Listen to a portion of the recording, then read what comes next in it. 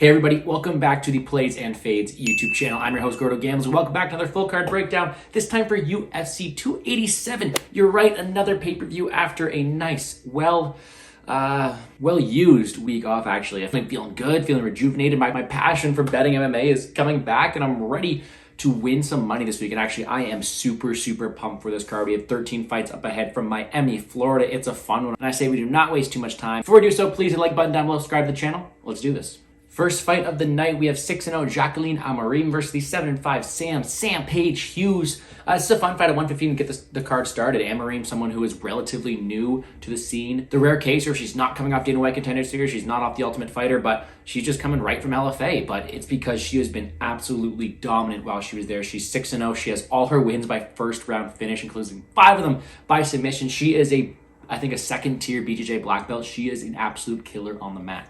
Trains out of a good team, American top team, and she's someone who has displayed this incredible ability to snatch up anybody's limbs from top position on the mat. Does she struggle to get it there sometimes? Yes, she can, but she's been able to steamroll her competition because it's been a lower level of competition. Other side, I think Sam Page Hughes, she's been someone who has fought the better level of competition in this matchup. With a record of 2-4 in the UFC, she has had her struggles sometimes, but she is someone who has been battle tested. We have seen her gain some better level of competition.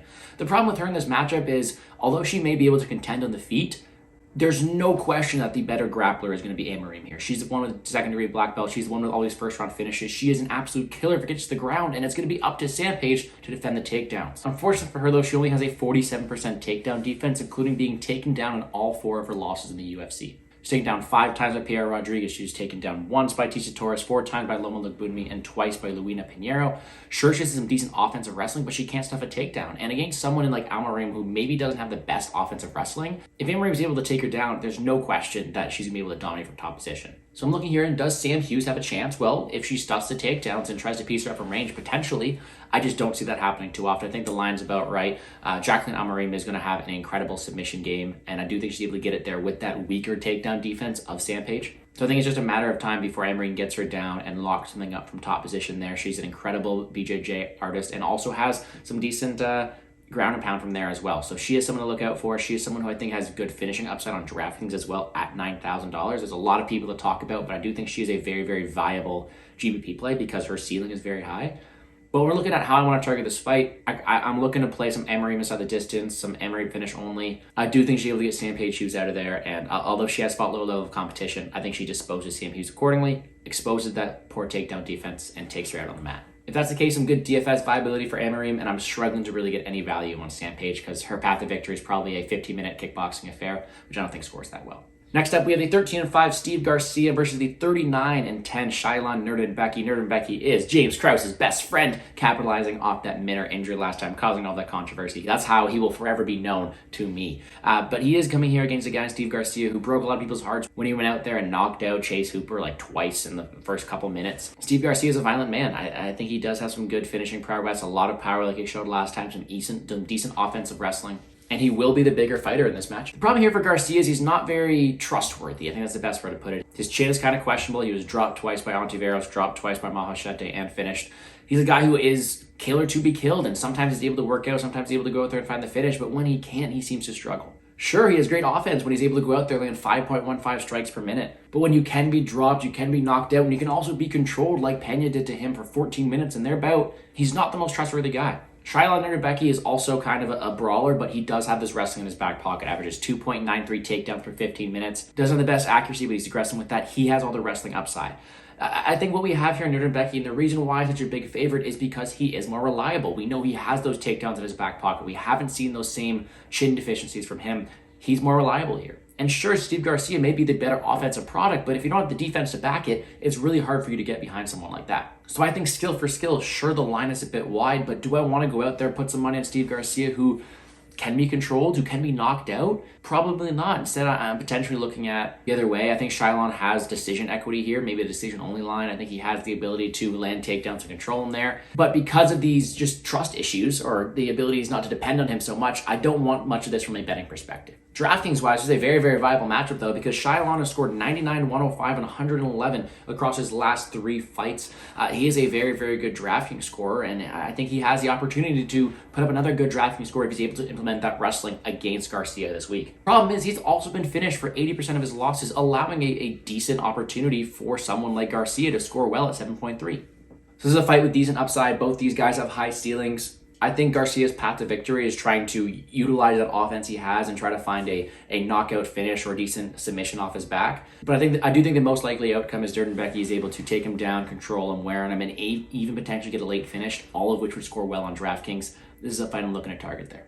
Next up, Trey Ogden, 16-5, Ignacio Bahamondes, 13-4. This is a fun fight, but it's coming together on a bit of short notice. Trey Ogden was supposed to fight last time. He was supposed to fight Manuel Torres, and that fight did not materialize, so he's stepping in for Mr. Carlos Mata and facing Ignacio Bahamondes, and this feels like a bit of a tougher matchup for Ogden, but props to him for keeping this on the card. Ogden is a very, very flawed fighter.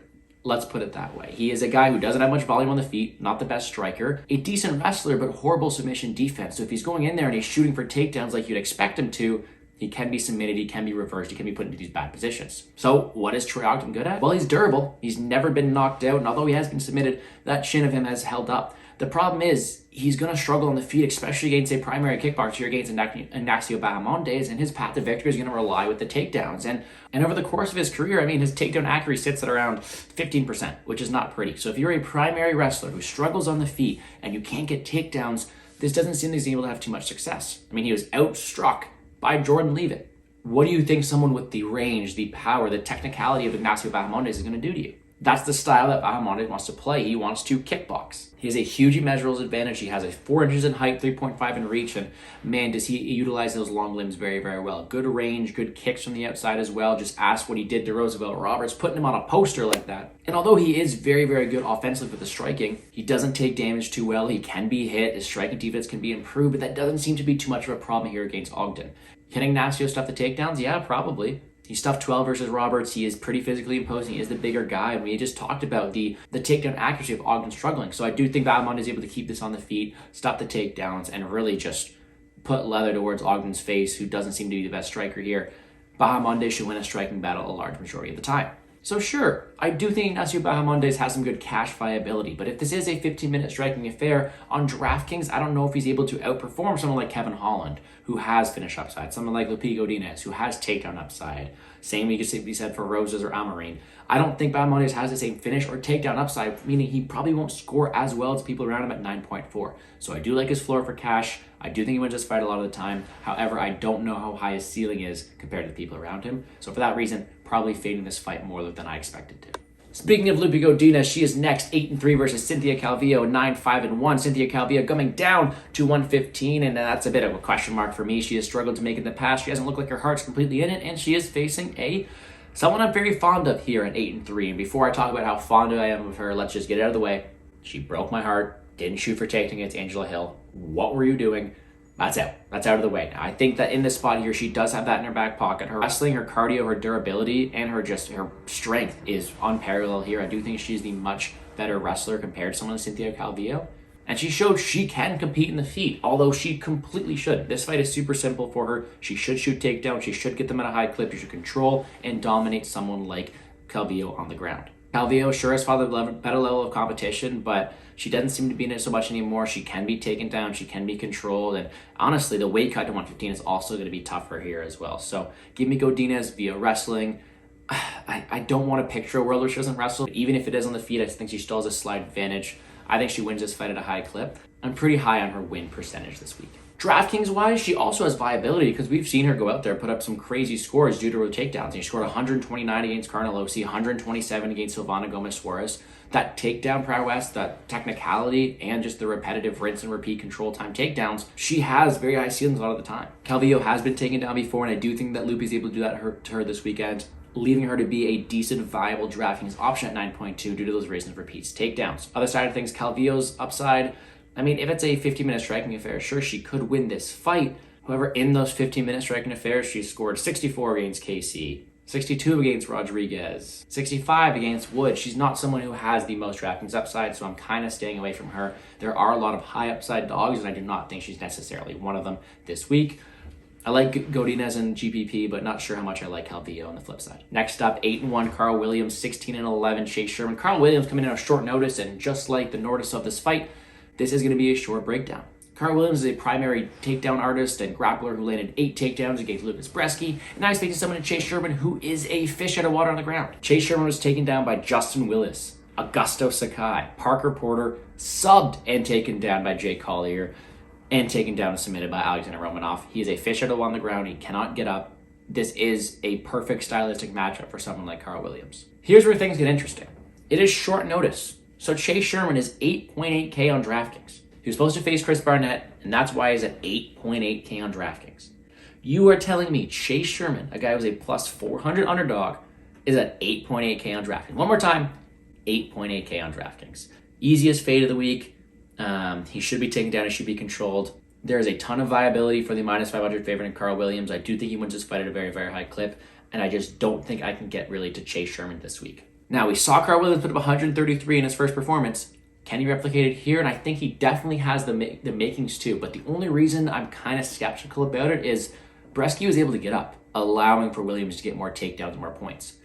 I don't know if Sherman's able to get up. I don't know if Sherman's able to get back to his feet and allow for Carl Williams to take it back down again. I don't know if that's possible. So although I do like Carl Williams a lot this week, I'm kind of hesitant because he could just go out there and control in 15 minutes and only score 3 takedowns.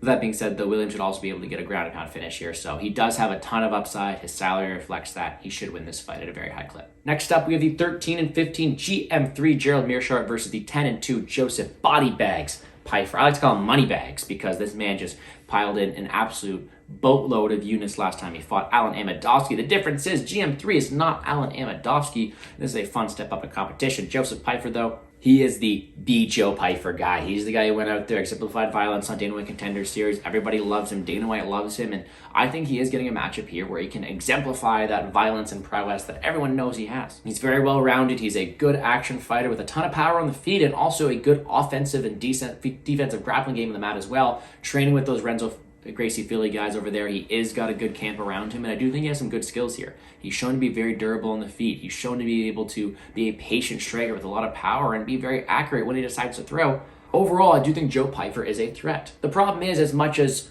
Pyfer should be favored, it's so hard to completely fade GM3 as an underdog because he's always an underdog and he always is able to go out there and perform well. He's the king of round 3 submissions. He's able to come back and fight through adversity.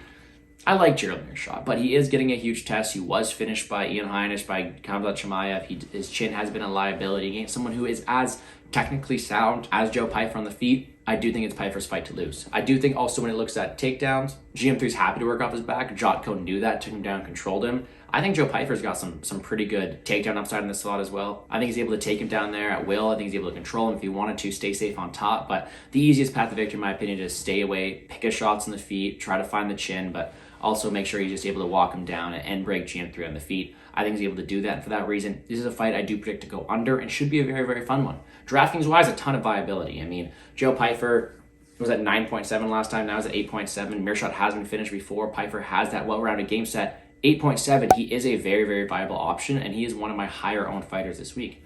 Flip side of things, GM3, 7.5. This guy is the king of underdogs and has scored well because of it. He scored 101 against Fabinski, 100 against Muradov, 85 against Silva last time out. Scored a submission win over win, scoring 95. GM3 is also always a very good GBP dog because his path to victory is probably catching Pyfer with something. I don't think it happens too often, but because of that upside, I think I will have a little bit of GM3 as well. This is a fight I'm going to be targeting for sure on DraftKings. Next up, 18-10, Michelle Waterson-Gomez versus the 10-1 Luana Pinheiro. Luana Pinheiro coming off her Academy Award-winning performance last time against Marcos. Just kidding. That was 2 fights ago, but that's just all I can think about when I see her there, that flop. And sure, she got hit illegally. Do whatever you have to. I'm not going to comment on it anymore, but she's facing someone Waterson, and this seems like a time I can talk about an underdog because this is the only bet I have locked in of the week so far, and this is on Michelle Waterson-Gomez. Let's talk about it. Michelle Waterson has fought the best of the division. Fighting Rose, Joanna, Esparza, Hill, Rodriguez, Lemos. This is a huge step down in competition, in my opinion. And I do think this is a spot where she can definitely capitalize with that vet savvy and come in here and display some decent skills. Pinheiro seems to be a very talented, explosive fighter early on. She has decent striking, some very, very, very good judo, and some good top control as well. But she seems to fade down the stretch. She doesn't have that much volume. And Waterson has been able to stay in there with the best of the best. I think Waterson's able to use her volume. She may drop round one, but I do think she has paths to victory here. Some good volume, some good technicality. She is the karate hottie and has the abilities to put that on display here this weekend. I think she is a very, very good moneyline dog shot because of her ability to win the later rounds and use her expertise to take down someone who's still green, who's only had 2 fights in the UFC, like Luana here. DraftKings wise, though, it's kind of disgusting because as much as I like Waterson to win, she's not the best DraftKings scorer. I mean, her last decision win, she scored 75, 76, 83, and then in a 5-rounder, she did score 100, but it's with extra 2 rounds. I don't think she's necessarily the best DraftKings scorer. For that reason, this fight as a whole is kind of a fade because I do think it's dog or pass, but this is more of a betting angle I want to take. I have a unit on Michelle Waterson-Gomez at plus 140. I think she should be slightly favored here due to her expertise, due to her striking volume, and due to her cardio. I hope she gets it done for us this weekend. Final prelim, Kelvin Gastelum 17-8, Chris Curtis 30-9. This is a very, very fun fight. Lined a pickup, well, not a pick'em anymore, but it was lined a pickup when I was doing my research, and it's a very, very fun one because you have 2 fighters going in opposite directions. Kelvin Gastelum is 1-4, Chris Curtis 4-1 in their last 5. Both these guys extremely durable. I think they've only been knocked out once across their combined fights. Both these guys are very, very durable. Gastelum seems to be the pressurer here. He's going to go forward. He's going to use his volume. He does have some wrestling in his back pocket, but I don't think he's necessarily going to be able to get someone like Chris Curtis down,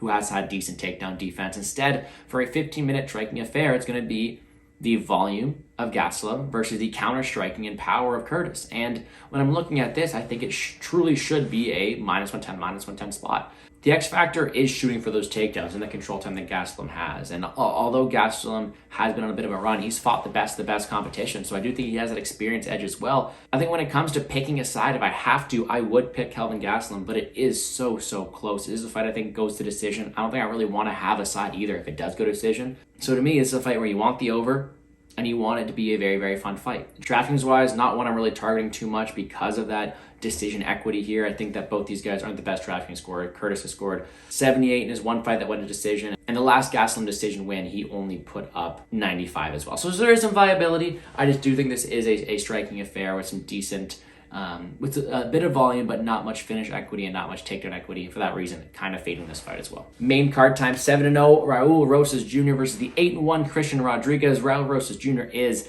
the wonder kid. He's the guy who is only 18 years old. He's absolutely incredible. He is a huge hype train. He's facing C-Rod, someone who is definitely looking to derail that. Rosas Jr. is a guy who is just all gas, no brakes, consistently looking for the takedowns and the submission. He is a phenomenal grappler, and he is somebody who has been a problem for everybody he's faced. That is why he's 7-0, and that is why he's in the UFC at such a young age. Everything he wants to do is on the ground, whether it be shoot for takedowns immediately, look for transitions. He is very good at flowing from top position and also defending himself at that same time, and he should be the one probably winning these minutes with his top control and always putting up these submissions. Now, C-Rod, on the other hand of things, is going to be the better striker. There's no doubt about that in my mind. But is he able to fend off the takedown submission attempts of someone like Rosas Jr. here? And I think he can. Don't get me wrong, I think he's able to get up from some of these, but I think Rosas Jr. is just relentless. He's showed decent cardio. He's always going for those takedowns, always going for those transitions. And someone who I think is being able to capitalize from the mistakes on the ground more is going to be Rosas Jr. I think that C-Rod makes mistakes. He does let his neck to be snacked up here, but he is also very slimy. So I just think Raul Rosas Jr. is the fighter they're trying to showcase here. I think he's able to win minutes as well. And although I think C-Rod does have the better striking, I don't think it matters too much in the spot here. Rosas has minute winning equity, also has the ability to find a submission anytime he likes. I think he should win this fight, and it is a very, very fun one to get the pay-per-view started. Another fun fight here, 23-9, Kevin Holland, 29-6, Santiago Ponzinibbio. Kevin Holland coming off that main event fight versus Wonderboy Thompson, which was an absolute banger. Ponzinibbio coming off a bit of a comeback win against Moreno last time, but it didn't really look all too good for him. He was losing that fight. He was rocked before, and against Kevin Holland, it's really tough to get rocked here. Holland's another one of these questionable guys because he's an entertainer. He's a showman. He's someone who's going to want to do whatever it takes to make the crowd happy, whether it be thumbs up to the camera, trash talking in the cage, or even taking fights against Kazmat Chimaev. He'll do it all for a check and to look good. Holland is a finisher, though. He gets a lot of these wins by finish. He's got great power, great range, great technicality on the feet, and also has a decent offensive submission game as well. Ponzinibbio is a very, very good volume striker, and Hughes It usually relies on that durability to do well, but it seems to be kind of waning. Got hurt by Moreno last time. He was knocked out by Li Jingliang. And although he does have good power and good technical striking, I think Holland has more tools here, whether it be the takedowns and the ground control time, whether it be the range that Holland has here and the power at the end of his strikes. And I also think that Holland has more durability, and that's why he is such a large favorite. I do think he wins this fight at a high clip. I do think he's able to finish Ponzinibbio, but it should be a very, very fun fight as long as it lasts. DraftKings-wise, and by the way, I forgot to mention this for the last one, I am pretty big on Rosas Jr. on DraftKings because of his consistent just takedown threat and ability to win minutes there. He is someone who's going to be relentless. I do think he's live at 9.1. All right, back to this one. Kevin Holland, 9.3. I do think he's someone who is a decent DraftKings scorer. I mean, when he's getting these wins, he's scoring, he's usually finishing, right? Scoring 100, 97, 112 in these finishes he's able to get. And I do think he's able to get someone out of there like Ponzinibbio, but does that score more than Godinez consistent takedown threats? Does that score more than Rosas Jr.'s just consistent takedown threats? Does that score more than, one more time, Carl Williams' consistent takedown threats? I don't necessarily know. I think Kevin Holland is a great high upside play because he does have that high ceiling. I just don't think he has that same threat for volumes and intangibles like takedowns and control time as Carl Williams does, as Godinez does, as Rosas does. So although I do think he's a very, very viable favorite here on DraftKings, not someone I'm overly eager to get to. Flip side, Ponzinibbio, 6.9. He is a dart throw of mine because I do think that Kevin Holland is a entertainer. And if he doesn't want to really go for any grappling, he wants to strike, Ponzinibbio has decent volume, and if his chin holds up, he could put up a decent score at 6.9. So it is a fight I'm looking to target. However, I think there are better fighters to target up at that 9K range. And although I think the ceiling for Holland is high, I think the people around him might have higher ceilings than he does. Next up, 19-6 Rob Font versus the 16-3 Adrian Yanez. Yanez, the hype train. Font, the guy who's been at the top, coming his way down, and very, very interesting fight, but it's predicated on one thing: Rob Font's durability, because I think he has fought the better level of competition. If he didn't have those last two fights where he was dropped and rocked, he would probably be favored in the spot because he is shown to be a very, very dynamic, diverse striker with multiple tools from the outside. And Yanez is a guy who's relatively untested, who is slow to get started, who struggles against his better level of competition. This should be a very, very close fight. The problem is we know Yanez has power. We know he has great finishing ability and technicality on the feet. And Rob Font was dropped a ton by Vera, dropped a ton by Aldo. His durability is really in question here, and that is going to be the question: is can his chin hold up against Yanez? Because I think if it does, he's a decent underdog play. He has minute-winning ability, especially in that first round. He has good range, good technical ability as well, and I think he is someone who is going a bit overlooked here. If I have to pick a winner, I'm picking Adrian Yanez because he is the more trustworthy fighter in this match, in my opinion. I'm just saying the line might be a bit off, and Rob Font might be a viable underdog on DraftKings because he does have that ability to throw volume, win minutes. I mean, he scored 114 in a loss against Vera last time. So this is a fun fight for me. Quick breakdown, because I do think it's just a question of does that chin hold up? I'm going to say it doesn't, but if it does, I think Font is viable. So give me Yanez to win by knockout, although I do think the price is a bit wide considering the multitude of options that could happen. Co-main event, 21-5, Gilbert Burns, 35-16, Jorge Masvidal. It's in Miami. You got to have Jorge Masvidal there. This is a very, very fun fight as well. Two high-profile guys at 170, but it seems to be a tailor-made matchup for someone, Gilbert Burns, who has this huge takedown and finish upside against Jorge Masvidal, who has been taken down and controlled in a lot of his last fights. Masvidal is a very fun, powerful striker, but he struggles on the mat. There's no question about that, and it's kind of where Gilbert Burns succeeds. ADCC champ, great submission game, which he displayed against Magny last time. I do think that this favorite price tag is warranted if it goes to the ground. On the feet, Masvidal's a better striker, and we have seen Burns be kind of chinny. So it is a very, very interesting matchup. But the most likely outcome here is pretty simple. Gilbert Burns is able to take him down, submit Masvidal, or if he can't submit him, control him, accrue a lot of takedown points and control time points. I'm on the under here. I think it's either going to be Gilbert Burns taking him down, climbing into mount, looking to finish someone like Masvidal, who's kind of a fish out of the water on his back. And Masvidal's path to victory is going to be knock out Gilbert Burns, which isn't impossible. Burns has been knocked out. I just think it isn't very likely. So when we are playing the under, it's mostly predicated on Burns being able to pass to mount and get a finish there, which I do think he is able to do. So give me Burns. I think he has more upside here. I think it's kind of hard to get him at 9.6 because I kind of rather have Williams or Holland or Bahamondes, all players who are safer in this spot here because the winning condition for Masvidal completely eliminates a 9.6 guy like Gilbert Burns. I do think Burns wins a lot of the time though, and that's why he is so expensive. So give me Burns to win this fight. Give me the under. Should be a fun fight either way. Main event time, 7-1, Alex Pereira versus 23-2, Israel Stylebender Adesanya, looking to get his belt back. And professional hater, Alex Pereira, is back. And he's underdog again. And it's questionable because I came into it expecting to play Pereira. I'm like, hey, if it's been 3 fights for you, Izzy, can't win already, you're not going to win anymore, right? But the more I watched that fight, Izzy was, 2 minutes away from securing a win? Sure, he got caught, and there's always that risk, but Izzy has more upside. You watch all the clips, too. He's working on these takedowns, too. I think he has more tools, and he is the fighter I'm going to be picking to win this fight. There, I said it. I'm on Izzy to win it. I know a lot of people are on Pereira, and I get that because he does have this mojo to beat someone like Izzy like he does all the time. I think this is Adesanya's turn. I think it sets up a trilogy as well. I think it's something that Adesanya is able to go out there, stay away from range, implement some wrestling, mix it in there, and win the fight. The problem is, how well does that score? Adesanya is not a historically good DraftKings scorer. I mean, even if that fight goes to decision and he wins, he's only put up 90 there.